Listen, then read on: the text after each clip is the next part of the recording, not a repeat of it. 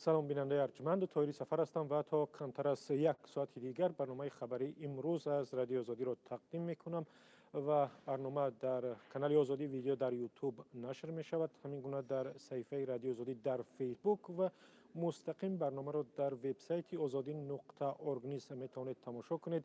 نظر و اندیشه های خود را همان لحظه بنویسید، حتما با اینو بعد میگیم، تنقید هم باشد باقی ندارد. خب در برنامه امروزه دایر با آن میگوییم که چگونه جسد یک دختر 21 ساله را در ناحیه سنگوارد طویل دره سابق از گور بیرون آوردند. چرا؟ در جریان برنامه به شما خواهیم گفت.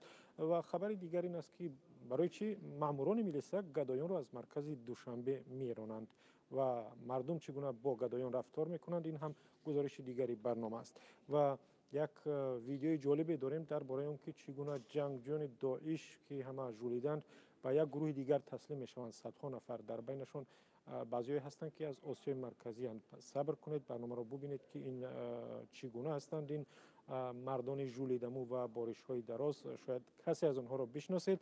و هم یک صحبتی داریم یا خبری داریم درباره اینکه رهبران از پلوس که از رادیوهای معروف در تاجیکستان ایواز شدند، برنامه‌هایش هم شاید ایواز شوند.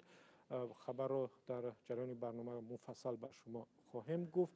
و همین گونه اگر فرصت رسید درباره نشست حزب خلقی دموکراتی تاجیکستان میگوییم که امام علی رحمان آنجا سخنرانی کرد و از اعضای حزب یک تقاضا هم داشت. خب برنامه تا کمتر از یک ساعت دیگر شروع می شود در کانال آزادی ویدیو در یوتیوب، در صفحه رادیو آزادی در فیسبوک و هم در وبسایت azadi.org.